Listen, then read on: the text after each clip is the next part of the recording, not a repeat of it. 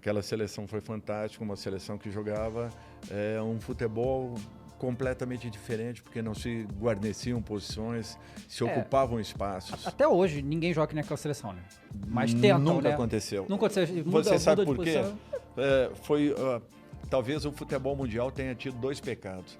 Primeiro, a seleção brasileira de 82 não ter sido campeã mundial e a seleção de 74 e 8 da Holanda também não ter ganho um campeonato mundial. O futebol mudaria, mas mudaria para aquele romantismo que existia. Romantismo com praticidade, romantismo com dinâmica. Para mim, aquilo talvez tenha sido a grande mudança que o futebol mundial presenciou e não oportunizaram essa condição, porque não houve a conquista de uma competição de importância. Senão aquele futebol ficaria ainda mais marcado, talvez criaria, a partir daquele, nós criaríamos uma nova concepção do que seria jogar futebol. Entendi. Cara, quem foi o treinador que te inspirou a querer ser treinador também? Você sabe que é um direcionamento que acontece com naturalidade dentro da carreira de alguém.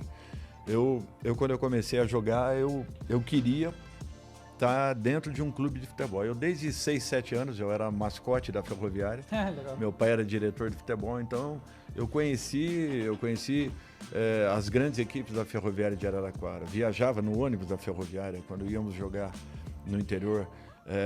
Se não, jogando em casa, eu estava lá tirando fotografia com o time, pegando bola atrás do gol, participava de todos os treinamentos praticamente da equipe da Ferroviária, isso com 6, 7 anos.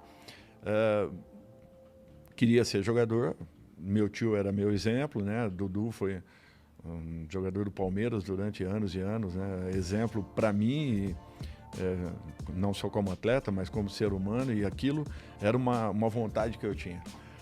Quando eu percebi que eu poderia dar um passo, né? Porque é muito difícil esse momento. Você às vezes tem 4, 5 anos na base de um clube e você não sabe se você vai conseguir aquela transição. Se você caso você consiga passar o profissional da equipe, você não sabe se você vai se manter como um pequeno jogador, um médio jogador, um jogador top. Você não tem como mensurar tudo isso. É natural que a tua preparação, a forma como você enfrente a sua profissão, encare tudo isso, é que de repente direcione a tua carreira. Mas é uma inconstância muito grande e uma incerteza ainda maior. Então, o que eu fiz? Eu fiz educação física ainda quando trabalhava nas categorias. Era jogador das categorias de base da Ferroviária. Por quê? Porque se não atingisse, né, o profissional da Ferroviária, eu gostaria de ser um preparador físico, um auxiliar técnico. Trabalhar com futebol, né? Exatamente. Eu queria estar no meio, sempre quis isso. E tentei cercar todas as possibilidades que existiam. E aí parti. Me formei e fui vendido. No primeiro ano que eu fui vendido para o Guarani, da Ferroviária, isso de 8-3 para 8-4. Eu estreiei em 82, em agosto, logo depois da Copa do Mundo. Tive a minha primeira venda e já saí de Araraquara formado. Então, para mim, isso foi importante. Quando eu fui finalizando a minha carreira, os últimos 6, 7 anos, eu passei a observar muito assim, o que os treinadores me mostravam, né? O que os jogadores sentiam, o que eles percebiam, o que eles gostavam, o que não gostavam. Eu anotava treinamentos e, de repente, eu corrigia esses treinamentos. Eu falava, eu posso fazer isso aqui, eu posso mudar um pouco esse contexto.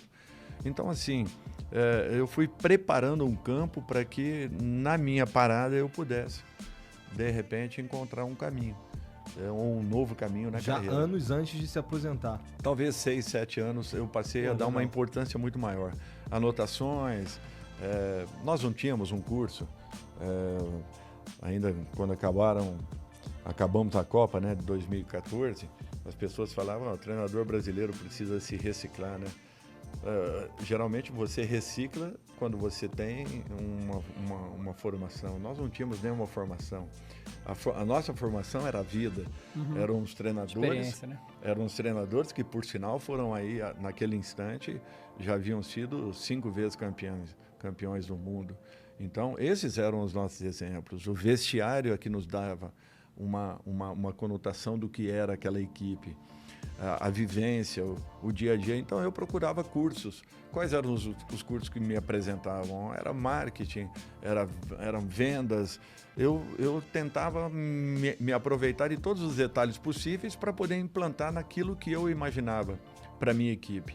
Então eu tinha que tentar, de repente, preencher esse lado didático com coisas que ainda não existiam na prática e que de repente se cobrava, né? Como em 14, perdemos a Copa, aquele resultado terrível que aconteceu e que o futebol brasileiro já vinha caminhando para um momento como esse, mas ninguém percebia isso, nem os meios de comunicação, tampouco os comentaristas, os aficionados ao futebol, aqueles que fazem parte desse contexto todo de futebol. Nem nós, profissionais da área, nós não percebíamos.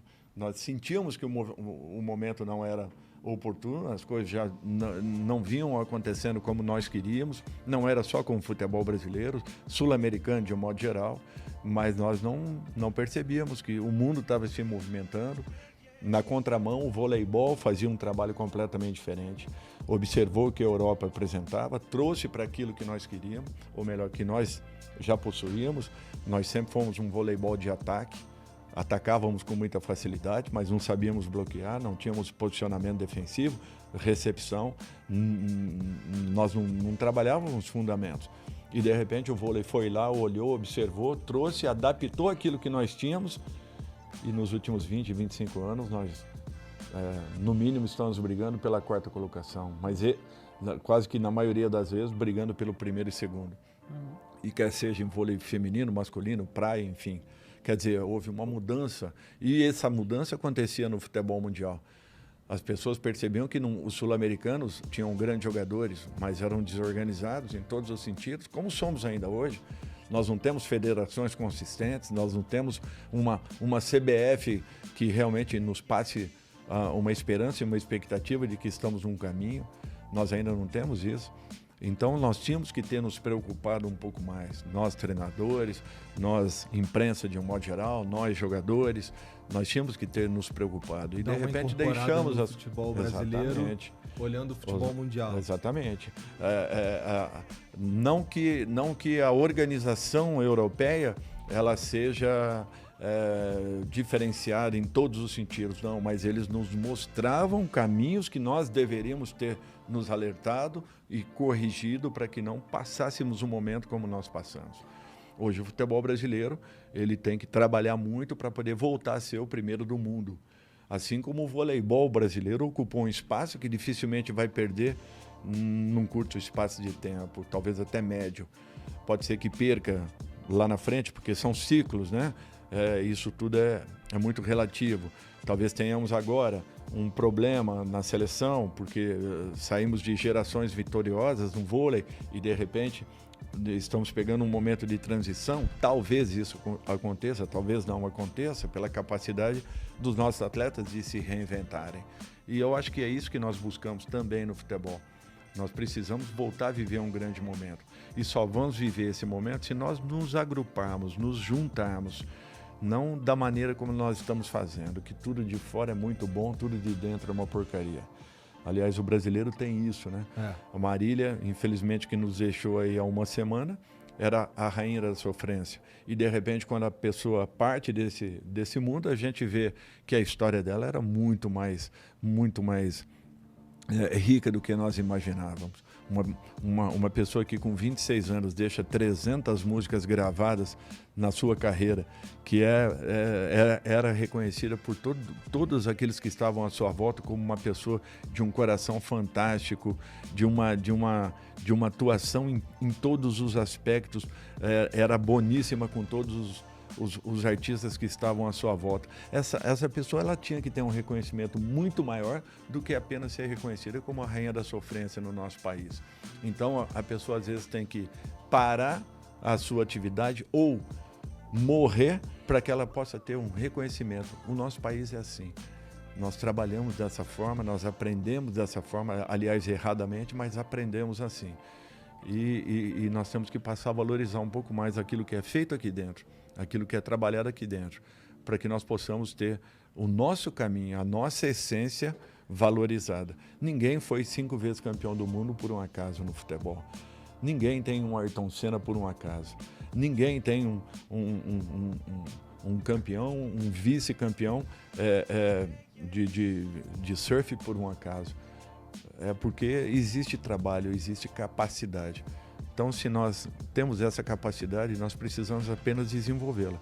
E os nossos gestores precisam acordar, porque o mundo gira muito rápido. E com o advento da internet, então, as coisas ficaram com um dinamismo tão grande que você, às vezes, não consegue acompanhar a velocidade das mudanças.